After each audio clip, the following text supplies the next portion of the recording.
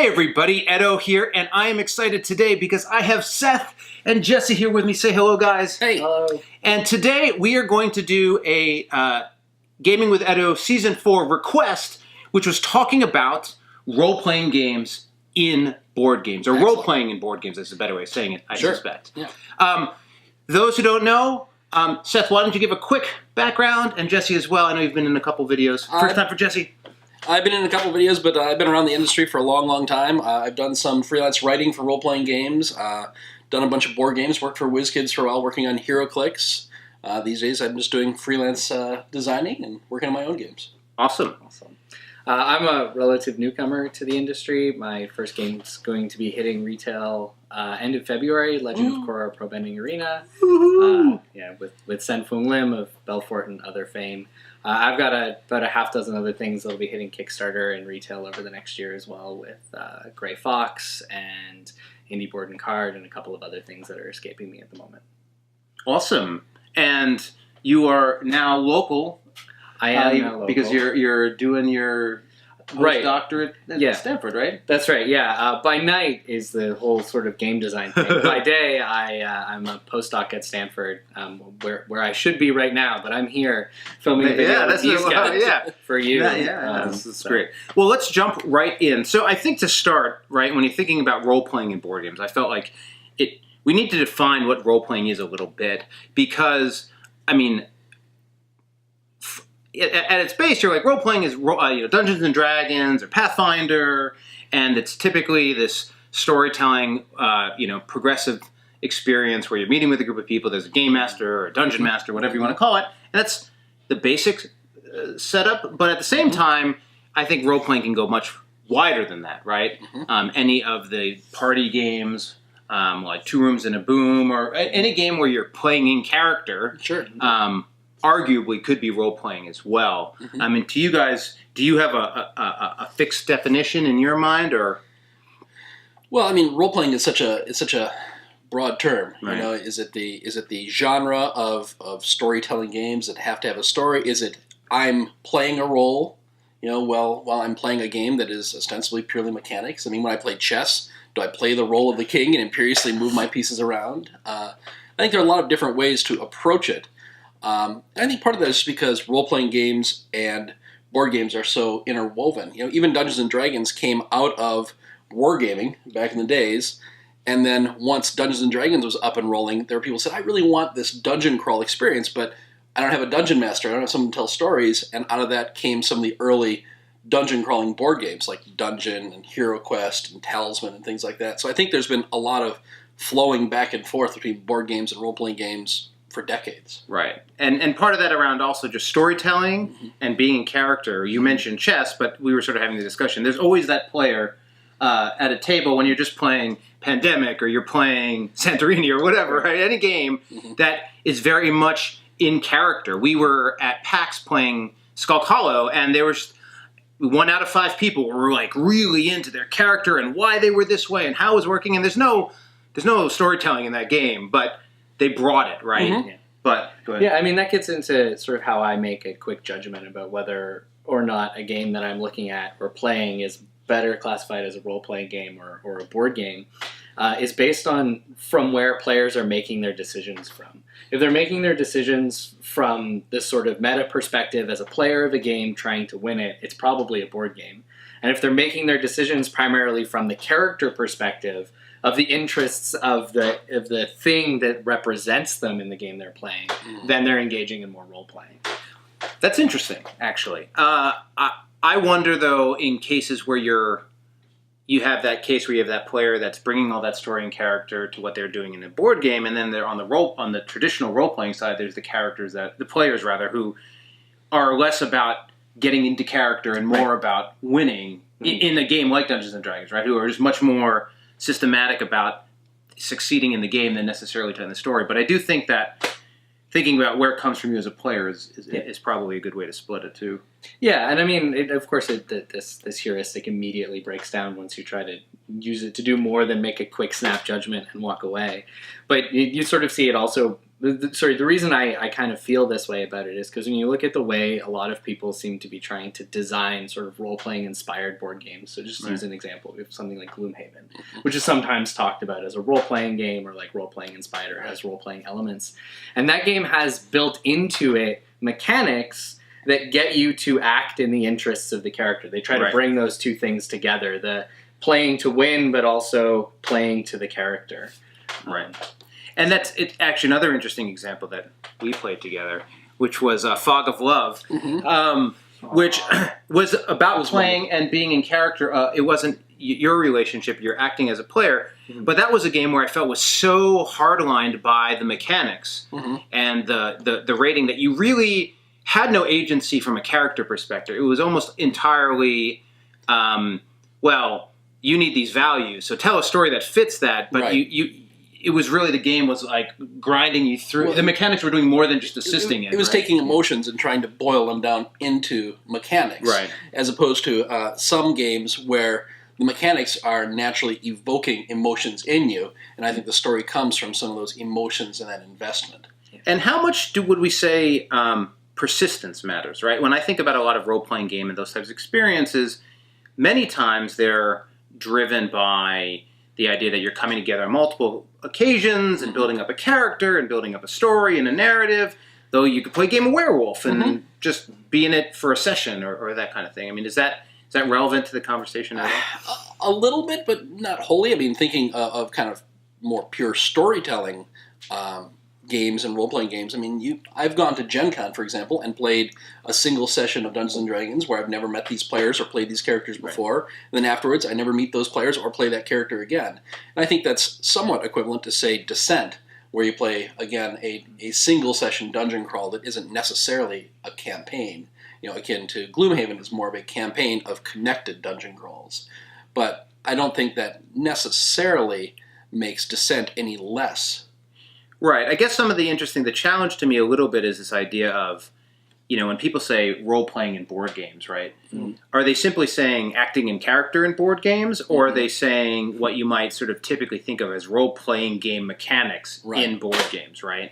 And, I mean, we're never going to have... That's going to be different to every person you ask, right? The answer to that question is yes. It's really what does the individual player bring to it. That's right. I mean, I've done some of what you talked about where you're whatever the game is, you kind of bring a character to it. I mean, you know, a game like Raptor, which is just dinosaurs versus scientists, 2-player game, I've role-played both sides of that game. You know? That was weird.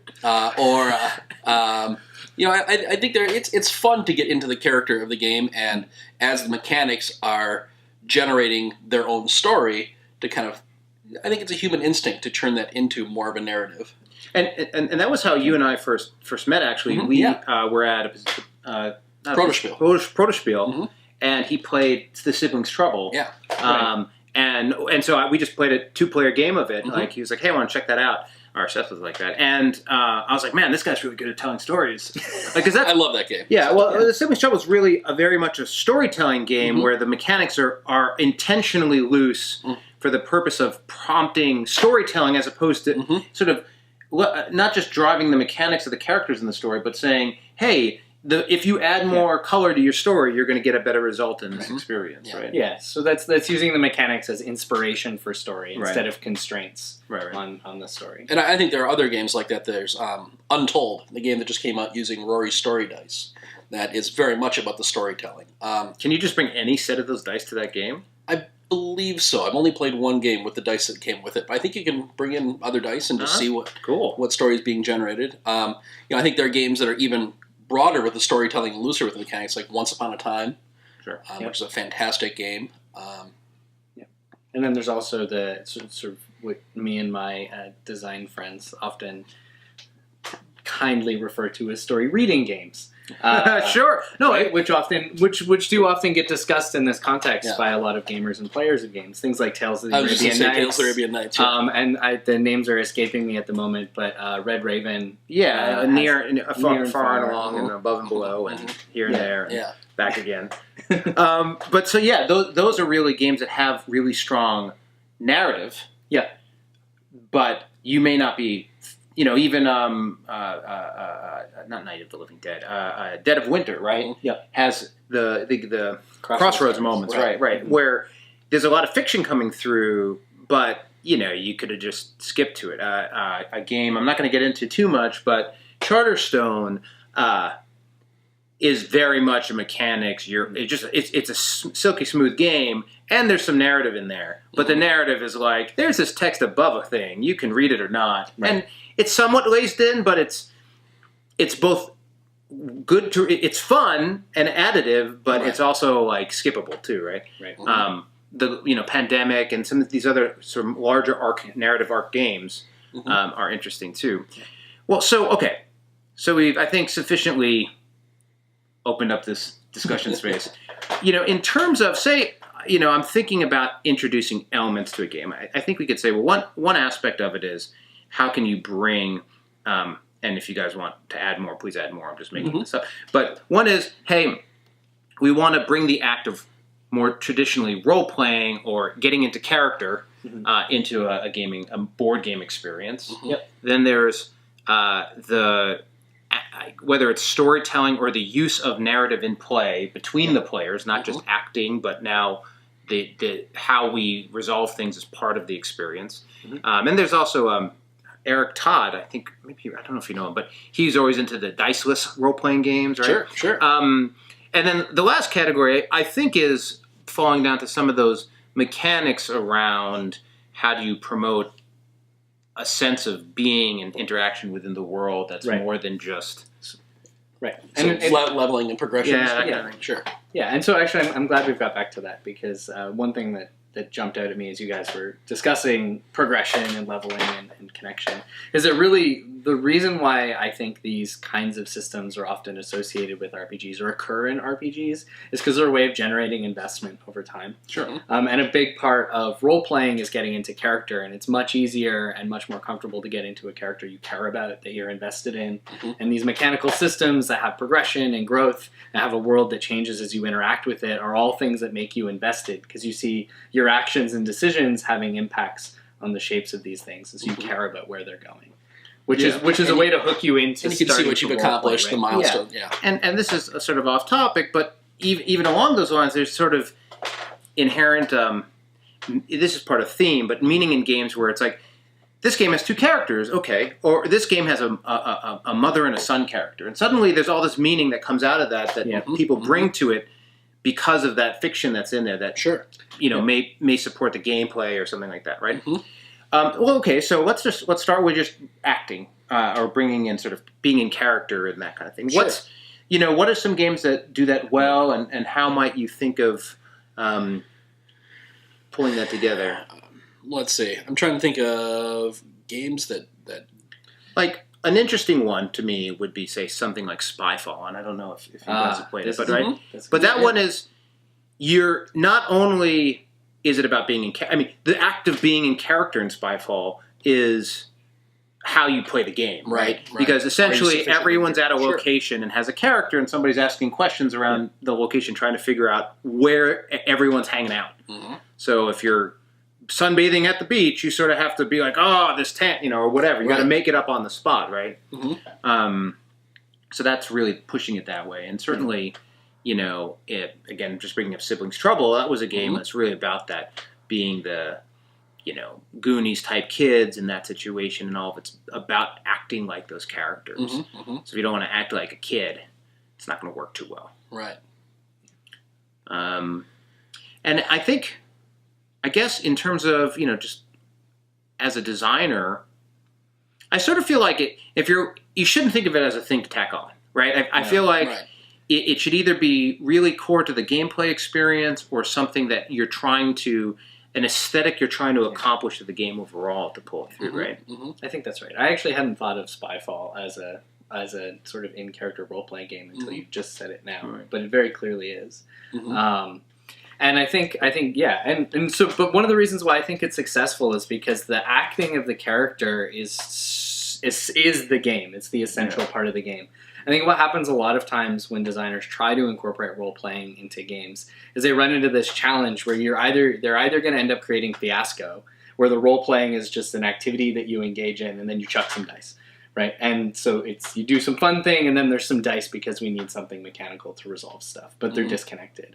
Or they get caught up trying to find ways to score the role playing, which can transform it into a very different kind of activity. Right? You're right, yeah, for sure. And that's also scoring performance is something that's a challenge, right? Right.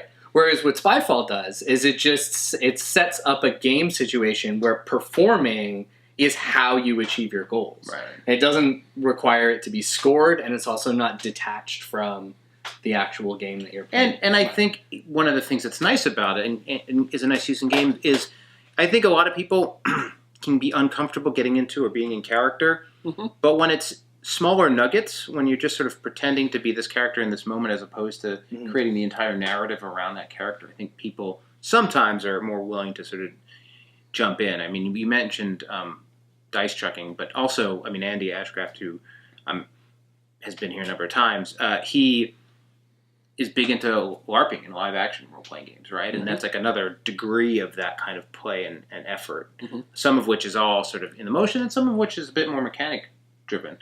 Okay, so then that middle category was where we were games that I had laid them all out. So we had just being in character. Now this is more interacting with the other players in character and sort of being part of a role-playing game. Now, have you played Gloom Haven yet? Yeah, I put 38 games of it down before we sold it. Wow. 38 games. So is that 38 hours? Like, what's a... Wow, that seems like a lot. I couldn't tell you how many hours we spent playing, but we did quickly get to the point where we just left the game set up on the table because of the amount of time. And just because I haven't played, actually, I just got my copy. We may end up playing it, but I mean, did that fall in that category of like, I saw somebody who was like 10 hours, I love it. 15 hours, I love it. 40 hours, I like it. 60 hours, I'm done. Like, did it sort of, you ran out of steam on it, or you could have kept, like, did you complete it, or whatever you would do in that? Absolutely nowhere near completing. So we played 38 games. We probably only finished about 20 of the scenarios. So there's multiple losses and repeats. I'm impressed, man. And there's I think there's over 90 scenarios in 93 in that book. Yeah. So we didn't even cross the 1/3 of the content threshold. And we set out to finish it, and we sold it because we realized we were done. It just wasn't, you just weren't into it anymore. Yeah, we just... Is it designed that you can exhaust the content, though, or is it something where you kind of explore your way through the content? I think that's kind of interesting and pertinent, just because that's the story being generated by the game. Yeah, let's get back on topic. So you've played it way more than we have. Yes. Well, I've been reading a lot about it, so I'm kind of... So how would you say that the role-playing in that... Did you play it as a role-playing game at all, or did you just play it as a dungeon crawl board game? We actually started playing it as a role-playing game, and it took about a game and a half before we just dropped it. We dropped thinking about being a character, and it just became a Euro-y dungeon crawl.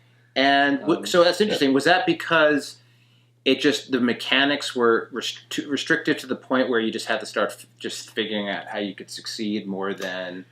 Yeah, so I think one of the reasons why the temptation to roleplay drops off when you're playing Gloom Haven is because the game is so mechanically deep. There's so much to think about and manage. It's such a system to get your head around. And then you also have to spend a non-trivial amount of your time managing the AI, which also pulls you out of both the role-playing and the game. So you're spending all this time thinking about the game as a game, and you end up losing the sort of cognitive space to maintain a character and think that way. I had a similar experience with the Pathfinder Adventure card game, which I enjoyed the game, but it draws from a rich well of story and world, but really ends up being, to me at least, very mechanically focused. Yeah. If you're playing a thief-type character, you're playing a thief because those are the kinds of actions you can take mechanically, not because it's necessarily trying to evoke something out of you. You don't have more than thief options, and you are choosing to be a thief. Right. And that's really been the biggest challenge for me. When I'm playing when I'm role-playing in character, I want the flexibility and room to move off to the left and move off to the right and get into a side thing and run into that bar and talk to that person and sort of do what the GM or DM allows for, which is get out of a framework. Well, you want it to be your story. Yeah. I mean, if I play through this, I'll have a different story through gameplay, but if it is a role-playing game in the sense that I'm bringing something to it, I want the way the character I bring to it to be different than the character you bring to it. Yeah. Yeah, it was a constant conversation with the siblings trouble, because it was like every time you wanted to make the mechanics tighter, it would pull you out of storytelling mode and drive you more into like min-maxing your dice mode, right? And so that we ended up being in the middle between, it wasn't quite a role playing game, it wasn't quite a board game, but like that was always, that conversation was like, well, we want people to be able to forget a little bit about. Well, and I think one of the ways to do that for a board game is to add things to your game that aren't necessarily mechanical. You can say fighter, or you can say fighter and give them a name, or give them a little bit of background, just so there's something to kind of germinate in the player's head. And if you do that multiple times across your game, they can start creating their own stories. I mean, if you're playing a dungeon crawler type game where I'm a fighter and you happen to have different types of food to get health, maybe I decide I'm a fighter who really likes bread, and I'm going to always be getting the bread cards. And you can start. You're still playing the mechanics, but just through having some theme on top of it, you start to generate some story by giving the player the opportunity to bring that all together. Well, and maybe that's the place where we should sort of end with, which is what are some simple and interesting ways to allow, I mean, sort of what you were just talking about, allow for some of that type of behavior to exist when it's not necessarily the focus. Because again, I don't think, if you're not into role-playing games, I don't think you should necessarily be like, I'm going to make the next great role-playing game, right? I think you got to want to play that way, because you're going to play test it 1,000 times anyway. Right. But, how can you look at your game and bring it out? Things like naming your characters, perhaps being a little less descriptive on things. Well, letting players name their characters. That's what I mean. Like finding ways to give your players opportunities to invest themselves or reflect parts of themselves in the game. Yeah. I mean, my risk legacy map is our world. We're done playing it. I know that world because, we have the names of our cities, the names of our continents, and everything on there. That's the world we played through and we generated.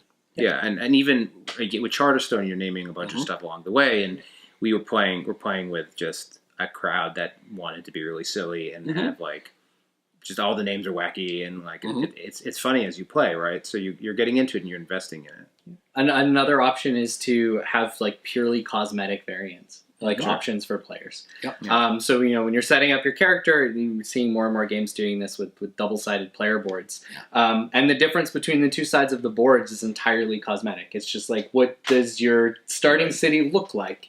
But it's a choice you get to make, and it's a way to feel more like it's something that's yours, but also it's unique to you in this moment. Yeah, I think one of the interesting things, depending on how sort of bottom line driven you want to be, is sort of what's the end value of all that from your product experience. Getting out of just making whatever game you want to make, is there a market opportunity to be adding these elements that means that you're going to get more players and interest in your games, or is it simply just player preference and interesting, but at the end of the day, like... Well, I mean, I think you can say theme is story, and theme along with good mechanics will get people to buy your game. It'll get them to play it the first time. But if they have some of that personal investment and they've generated their story in it, that's going to keep them talking and thinking about it and bring your game back to the table the second time and give them some investment in your game. So, maybe they'll go on to buy an expansion, or maybe they'll go on to buy your second game and become fans of your work. Well, and that brings up, and I actually, I think I'm going to cut, because I don't know how long this camera goes without just shutting off. So we may not be on camera anymore. It doesn't tell me. I think we're okay. But the other category is, how can you allow, perhaps your game isn't terribly mechanical, or excuse me, terribly role-playing, but are there ways to allow for role-playing and fan fiction and things that are to come out after the fact that supplement the experience and grow from there, right? One of the cool games I really love is Role Player. Because it's all about creating that character, and then I haven't done it, but I know of other people who have taken that character they created and went and used it in a role-playing experience. And so I think there's some really cool ways you can do that and sort of build it through. But hopefully this was interesting for everyone watching. Perhaps it was interesting for me. If you have ideas, thoughts, perspectives, if there's a better way to categorize it, if you're like, hey, why didn't you guys read this wiki article first and then have a conversation? Any of that, please share it. Otherwise, thanks for watching. Hey everybody, Edo here, and thanks for watching Gaming with Edo. Reviews over here on this playlist, League and Insider videos over here on this one. Subscribe, share, all that good stuff. But most importantly, play some great games. Thanks.